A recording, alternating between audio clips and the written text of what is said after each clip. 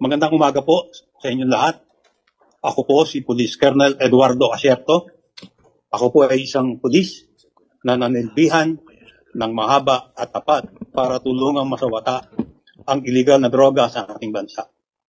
Matagal po akong naging anti-narcotics operative at natalaga po ako bilang Deputy Director ng PNP Anti-Illegal Drug Group at PNP Drug Enforcement Group. Ako din po ang parehong Police Colonel Eduardo Asierto na matagal nang ipinapahanap at ipinapapatay ng dating Pangulong Duterte sa militar at sa kapwa ko pulis. Pinapapatay po ako ni Duterte dahil natalisod ko at pinaimbestigahan ko sila Michael Yang at Alan Lim na malapit nilang kaibigan ni Senator Bongo.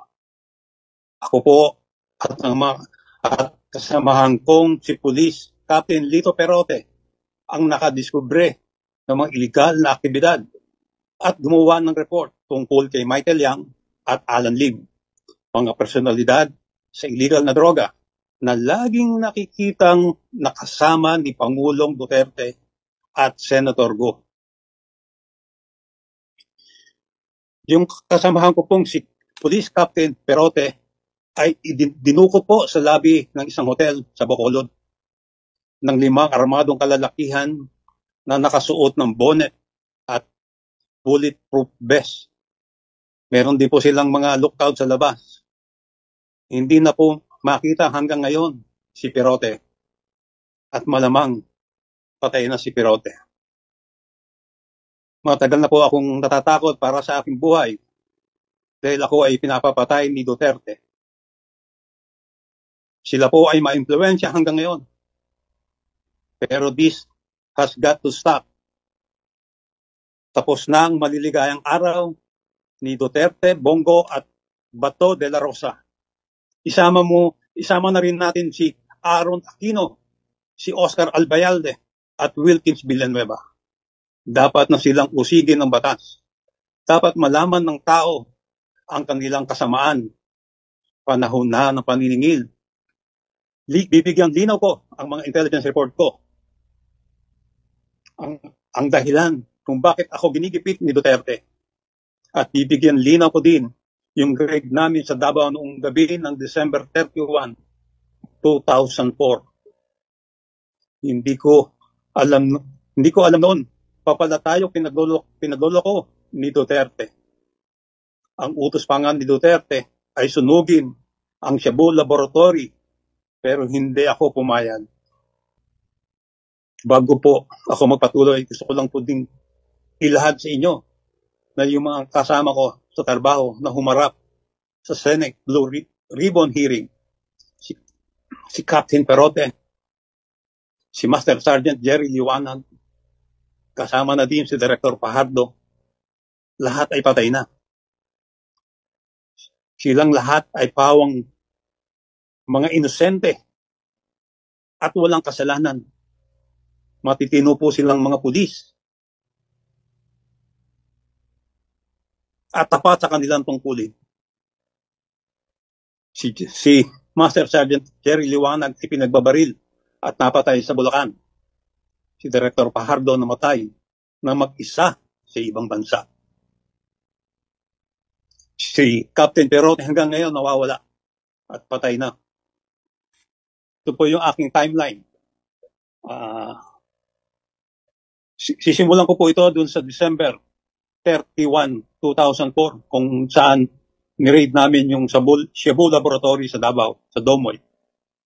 Nung panahon na yon, ang identified lang namin ay si Alan C. Kasi siya yung lagi nagpupunta sa laboratory. Si Johnson Chua, na identified na owner at financier, ay hindi namin nakikita na pumapasok sa laboratory. Pero yung bahay niya, alam namin kung saan, sa Davao City. Pero during that time, hindi namin siya kilala.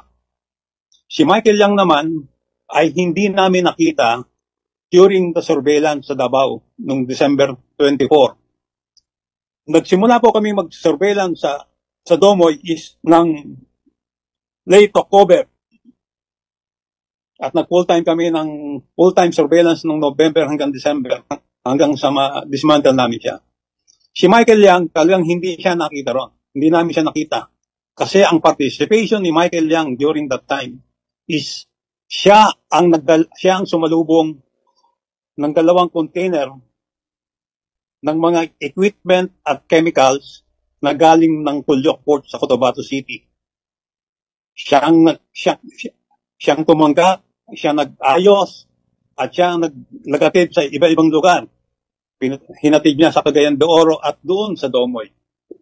Yan ang participation ni Michael Yang sa Davao Laboratory noong 2004. Noong April 2016, una kong narinig o unang nireport sa akin ng aking asset, si Michael Yang. Ipinakita sa akin ng aking asset yung picture ni Michael Yang, ni Duterte at ni Bongo sa loob ng eroplano. Yung pong nakikita nyo, yan po yung picture na pinakita niya sa akin. Ang sabi niya sa akin dito is si Michael Yang is laging kasama si then presidential candidate Duterte at si Bongo. Nung tinanong ko kung sino si Michael Yang, ang sabi niya, si Michael Yang ay kasama sa Davao Laboratory. Nung makuha ko yan, April 2016, hindi ko masyadong inintindi kasi eleksyon. Pinabayaan ko lang yung information na yon. Pero, at kasama dun sa informasyon na binigay niya, is si Michael Yang ay kasama niya si Alan Lim lagi, o alias Ayong. Silang dalawa ang patuloy na nagtatrabaho sa illegal na droga. At sinabi rin niya na si Alan Lim o si Li Wenqiong o Wen Li Chen ay involved sa na-dismantle na Cebu Laboratory sa Cavite noong 2003. So ang ginawa ko is kumuha ko ng ebidensya. Ang ebidensya, ang nakuha ko nung November 2016, alam na ni Chief De La Rosa during that time na si Michael Yang at Alan Lim ay may involvement sa droga.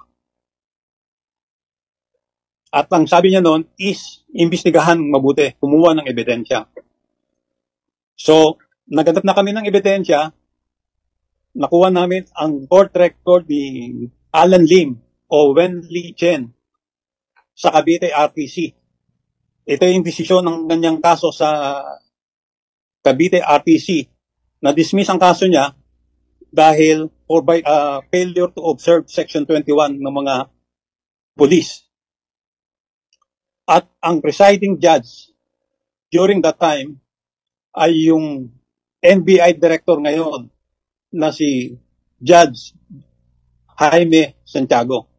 At during sa validation na ginawa ko, inutusan ko si Captain Perote na maghanap ng tao na pwede pang mag-validate doon sa impormasyon na binigay sa amin ng asset. So, noong August 10 to 12, bumiyahe kami ni Captain Lito Perote sa Davao City at kinausap namin yung isang informante para matanong kung anong involvement ni Michael Yang sa Davao Raid. Nakausap namin siya, pinakitahan namin siya ng mga pictures ng iba-ibang litrato ng Chinese at nung nire-review niya yung mga pictures, isa sa mga itinuro niya ay si Michael Yang. Pero ang sabi niya, Sir, yan si Dragon. Sabi ko, bakit Dragon na tawag mo? Sir, may tattoo yan sa likod ng Dragon. Tapos, tinanong ko kung anong participation niya. Sabi niya, Sir, yan ang kumuha o tumanggap ng 2 container galing Pulyok ng mga equipment at chemicals para doon sa Domoy at yung iba dinala sa Cagayan de Oro. Sa huli, sinabihan namin yung informant na yon na patuloy na maganapan ng impormasyon tungkol kay Michael Yang. So, bumalik kami ng Maynila Pagbalik namin sa Maynila, by September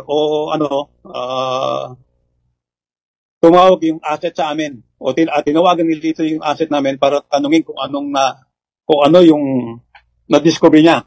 Ang sabi niya, Sir, si Michael Yang pala malapit kay Presidente Duterte Bongo. Nakakatakot naman yata itong pinagagawa ninyo. Sabi ko, huwag kang matakot, hindi makita susunugin. So talagang na-confirm na si Michael Yang ay talagang malapit kay Presidente at kay Bongo. So gumawa na ako ng report. Ibinigay ko ang report ko noong September 2017 sa director ng Drug Enforcement Group para ibigay kay Chief PNP De La Rosa. Pero ito yung panahon ng Marawi siege. Hindi niya na ibigay at siya ay na-relieve at ginawa siyang regional director ng ARM, ng BARD. So, ibinalik sa akin yung report. Hinawakan ko lang. Then, nung December 2017, nalaman ko na si Alan Lim ay iniimbestigahan din ng anti-kidnapping group dahil sa involvement sa kidnap or ransom ng mga Chinese sa mga pogo. Ang report noon kay Alan Lim is alias Ayong. Kasi itong si Alan Lim, ang dami niyang pangalan. Si alias Ayong ay siya ang nagpapacilitate ng payment ng mga ransom. Parang umabot na sa 120 million yung na-facilitate niyang payment. At nung second week ng December, nag-report ako, tinausap ko si General Cascolan at inireport ko sa kanya about yung aking report. Kasi sinabi ko sa kanya, mukhang hindi naman totoo yung war on drugs. Sabi niya, bakit? Sir, merong drug personality na malapit kay Presidente. Sinabi ko sa kanya na meron akong report at kinuha yung report ko. Ibinigay ko sa kanya the following day. Then, nung bago mag-Christmas, nalaman ni General Bato de la Rosa na meron akong report about Alan Lim. Ipinakuha niya yung report kay General Cascolan. So, alam na ni General Bato de la Rosa bago magpasko ng 2017 ang report ko. Pero wala akong nalaman o wala siyang official na ginawa. Pero nakarating sa akin, mayroong nag-report sa akin na kinonfront ni Chief PNP Bato de la Rosa si Alan Lim. At umamin si Alan Lim sa kanya na siya yung nasa report ko. Siya yung involved sa Cavite Laboratory noong 2003. Nung makatapos niyang kausapin si Alan Lim, ay hinabol siya ni Michael Yang para kausapin tungkol kay Alan Lim na mayroong bit-bit na bag na punong-puno ng pera. Bago mag-New Year, nagbigay din ako ng report, the same intelligence report kay Director Pajardo para ibigay kay Director General Aaron Aquino. Nung January, first week of January, ipinatawag ako ni DG Aquino para i-discuss ko sa kanya ang report. Kung paano ko na-develop yung intelligence report, ano yung mga ebidensya, yung warrant, pati yung court record ni Alan Lim. At ikinuwento ko sa kanya yung ginawa ni Bato de la Rosa sa aking report. At ang sabi niya is, maniwala kang hindi niya tinanggap yun. Then, nung February 2018, command conference sa Cebu. Gabi, nung tinawagan ako ni DG Aquino para informahan ako na naibigay niya na ang report ko kay Sap Bongo. At ang sabi niya is mag-prepare ako at kakausapin ako ni Bongo.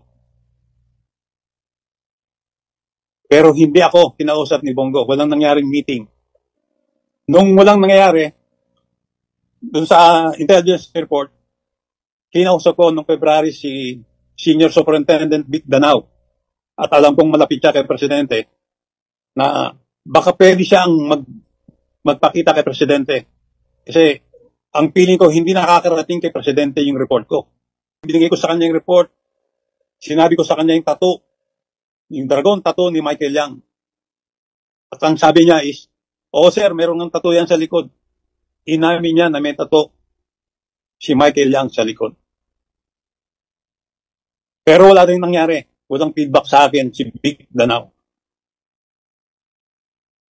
Lumipas ang panahon, mabot ng naupo si General Albayalde. Noong May 2018, nakipag-meeting ako kay General Albayalde. Ibinigay ko ang report ko. Ang sabi pa niya, ako, meron ba akong picture dyan? Sabi ko, wala sir. Si Sabato lang ang meron. Pero wala rin nangyari, walang aksyon. Ako narinig. September 26, I was invited sa Senate Blue Ribbon hearing tungkol sa magnetic lifter. October 9, 2018, ito yung araw na ibinigay ko kay Senator Gordon yung report ko na hindi niya inaksyonan o tinago niya. Mas ginamit niya yung white paper na galing sa Malacanang na merong link diagram ang aking team. Noong March 2019, ito na yung lumabas na yung 10 million bounty para sa ulo ko. Yan po yung timeline ng aking report. Ngayon po, ibibigay ko naman sa inyo yung anong ginawa nila sa aking report. Una, si Presidente Duterte. Si Presidente Duterte ang unang naglabas ng pangalan ni Michael Yang noong October 4, 2018 sa isang dinner sa mga opisyalis ng PMAAA. At ang sabi pa niya rito, si Michael Yang daw ay isa lang drug addict. At tinakot pa niya ako dito eh. Sabi niya, binabantayan daw ako ng China. Bakit kaya niya alam? Tinayagan kaya niya. Then, meron sa okasyon sa South Cotabato. Dito talagang dinaretso niya lang ang militar. Bakit daw buhay pa ako? At kung ano pang sinabi na ni Duterte sa akin dito. Nagbigay daw ako ng 1,000 AK-47 sa NPA. Alam ni Duterte ang report ko as early as January o December 2017 pero wala siyang response. Hindi niya inaksyonan. At nung mabalitaan nilang lalabas ang report sa Senate hearing, siniraan nila ako. So ang aking analysis dito is President Rodrigo Roa Duterte, si Bongo, Bato de la Rosa, Oscar Albayalde, Aquino, Wilkins Villanueva, pinota, binibigyan nila ng proteksyon si Michael Yang at si Johnson Chua at Alan C. 2004 pa lang, protected na pala itong sila Michael Yang. At si Johnson Chua, hindi malayo nakilala rin ni Presidente Duterte at Bongo, itong si Johnson Chua at si Alan C. At ngayong 2016 at hanggang ngayon, ang partner ngayon ni Michael Yang ay si Alan Lim o si Lee Wenxiong na involved doon sa drug bust sa Cavite. Inimbestigahan ng AKG.